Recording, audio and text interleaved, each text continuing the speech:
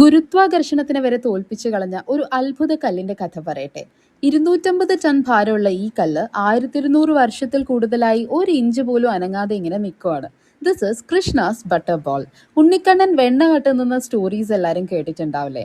കണ്ണന്റെ കയ്യിൽ നിന്ന് ഒരു വലിയ ഡ്രോപ്പ് ഓഫ് ബട്ടർ താഴേക്ക് വീണെന്നും ആ വെണ്ണയാണ് ഈ കല്ലായി മാറിയതെന്നുമാണ് ഇതിന്റെ പുറകിലുള്ള മിത്തിക്കൽ സ്റ്റോറീസ്. ഇനി നമുക്ക് സയൻസിലേക്ക് കടക്കാം.